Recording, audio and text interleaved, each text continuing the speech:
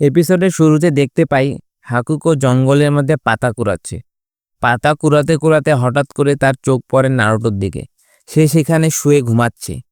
পূর্বের কথা মনে করে তার মাথার হেডব্যান্ডটি দেখে বুঝতে পারে সে নারুটো ছিল। পূর্বেও তাদের দেখা হয়েছিল জাবুজা এবং কাকাশির ফাইটের সময়। হাকুকো তার দিকে এগিয়ে যায়।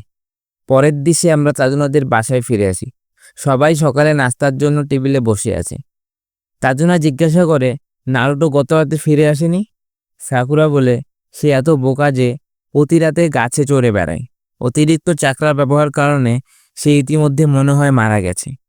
সুনামে বলে, আমি ভাবছি নারুটো ঠিক আছে কিনা। কাকাশি বলে, আচ্ছা, তোমাদের চিন্তা করার দরকার নেই। যদিও সে বাচ্চা হতে পারে, কিন্তু সে একজন পূর্ণাঙ্গ নিনজা। সস্কে বলে, আমি ভাবছি ওই বোকাটা সম্ভবত এখনো বেঁচে আছে কিনা। এই বলে সে বাইরে চলে যায়। আমরা জঙ্গলে ফিরে আসি। হাকু বলে, এখানে ঘুমিয়ে থাকলে তোমার ঠান্ডা লেগে যাবে নারুটোকে। নারুটো ঘুম থেকে উঠে বলে, তুমি কে? তুমি কি আমাকে জাগিয়েছিলে বোন? মানে তুমি এখানে কি করছো? সে উত্তরে বলে, আমি ঔষধি ভেষজ সংগ্রহ করছি। ভেষজ? হ্যাঁ, আঘাত, অসুস্থতা ইত্যাদি সারানোর জন্য। এত সকালে তুমি এমন একটা জায়গায় কি করছিলে? নারুটো চিল্লিয়ে বলে, ট্রেনিং করছিলাম। হাকু বলে, এটা কি হতে পারে তুমি একজন নিনজা নাকি অন্য কিছু? ওই হেডব্যান্ডটা দিয়ে কি? নারুটো এ কথা শুনে অনেক খুশি হয়, বলে, হ্যাঁ, আমি একজন নিনজা। হাকু আরও বলে, মজা করছি না, তুমি অসাধারণ, তাই না? কিন্তু তুমি ট্রেনিং কেন করছো? নারুটো বলে, আমি আরও শক্তিশালী হতে চাই। হাকু বলে, কিন্তু তোমাকে ইতিমধ্যেই যথেষ্ট শক্তিশালী দেখাচ্ছে। না না, আমি আরও শক্তিশালী হতে চাই। কেন? আমার গ্রামের সেরা নিনজা হওয়ার জন্য। আমি সবাইকে আমার শক্তি দেখিয়ে দেব। আর আমাকে একজন নির্দিষ্ট ব্যক্তির কাছে এটা প্রমাণ করতেই হবে। হাকু জিজ্ঞাসা করে, তোমার জীবনে কি কেউ মূল্যবান আছে? সে উত্তরে বলে, তুমি কি বলতে চাও বোন? এটা কি? এরপর আমরা হাকুর ছোটবেলার জীবনের ফ্ল্যাশব্যাক দেখতে পাই। সে ডাস্টবিনে খাবার খুঁজছিল। তখনই একটি কুকুর দল আসে তাকে ঘেউ ঘেউ করে। এরপরে সে একটি ব্রিজের মধ্যে বসেছিল। তখন তার জাবুজার সাথে দেখা হয়। বর্তমানে ফিরে আসি। হাকু বলে, যখন একজন ব্যক্তির কাছে মূল্যবান কিছু থাকে যা সে রক্ষা করতে চায়, তখনই তারা সত্যি শক্তিশালী হয়ে উঠতে পারে। নারুটো বলে, হ্যাঁ, আমি এটা ভালো করে জানি। তুমি শক্তিশালী হয়ে যাবে। হ্যাঁ, সে বলে, আমি আশা করি আমাদের আবার কোথাও দেখা হবে। হাকু বলে, ও, আর আমি একজন ছেলে মানুষ।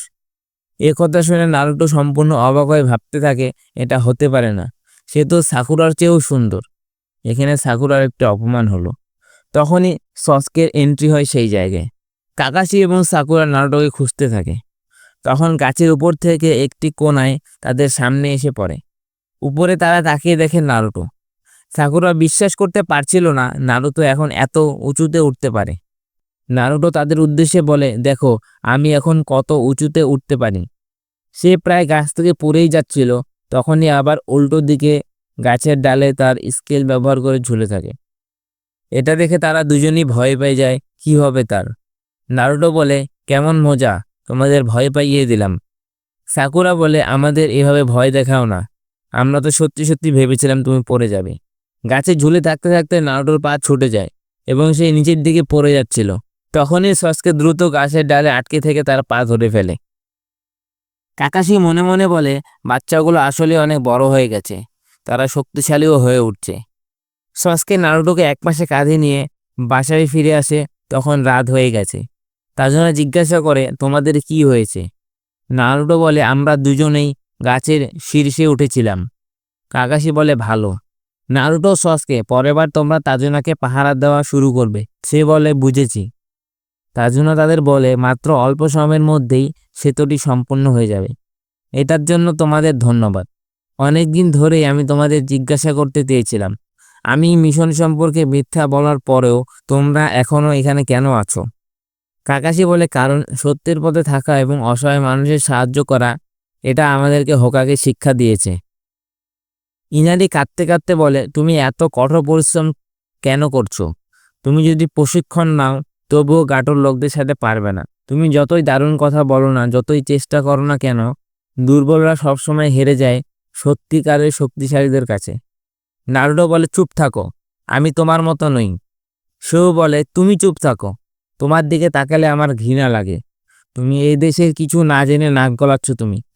আমি তোমার মতো নই। সে সবসময় ব্যথা সম্পর্কে একটা জিনিস না জেনেই অলস আচরণ করছে। নারুটো বলে, তুমি সারাদিন শুধু একটি ট্র্যাজেডির জন্য কাঁদতেই থাকবে? তোমার মতো বোকা চিরকাল কাঁদতে পারে। তুমি একজন কাঁদো বাচ্চা। সাকুরা বলে, নারুটো, এটা একটু বেশি হয়ে গেল। পরবর্তী দৃশ্যে কাকাশি ইনারিকে একসাথে দেখা যায়। কাকাশি ইনারির কাছে এসে বলে, নারুটো যা বলেছে তাতে কোনো ক্ষতির উদ্দেশ্যে বলেনি, সে কেবল অভদ্র তাই।